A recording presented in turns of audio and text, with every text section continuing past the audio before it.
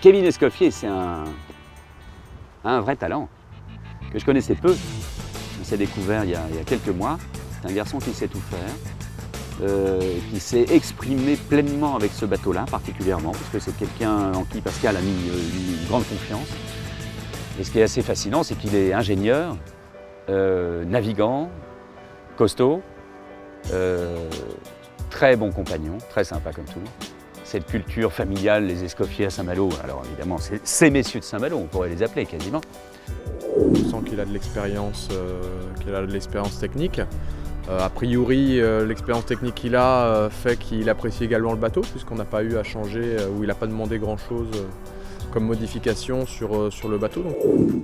Kevin est l'un des artisans de ce bateau-là, donc c'est celui avec lequel j'ai le plus de discussions techniques. Et il aime bien, du haut de son peu d'expérience, ou du moins de peu d'années dans le métier, et de beaucoup d'expérience, je trouve, et on a des conversations riches. Son principal axe de travail sur le bateau depuis qu'il est arrivé n'était pas forcément orienté vers la performance pure du bateau. Là où on voulait vraiment bétonner les choses, c'est du côté de l'énergie, c'est-à-dire on a pris un petit peu de masse là-dessus, sur l'énergie, pour vraiment s'assurer qu'on n'aura aucun problème, aucune question à se poser sur la production d'énergie et d'eau douce à bord. Il est fougueux, il faut le calmer. C'est pas le plus jeune du bord, mais pas loin, je crois, il me semble. C'est peut-être le plus jeune. C'est le petit dernier de la portée, celui-là. Donc il faut le choyer un petit peu, mais il faut surtout le calmer, il faut de temps en temps le calmer.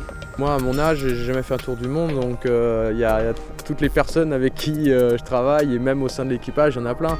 Tu dis que c'est toujours une chance, de toute façon tu apprends énormément, et travailler avec ces gens-là, faut toujours prendre.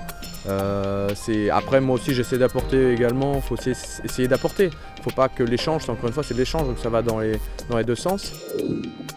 C'est absolument pas une question d'inconscience, parce qu'on n'en est plus. Les inconscients ne finissent quasiment jamais leur cours sur leur projet. Il faut un peu d'inconscience, c'est vrai.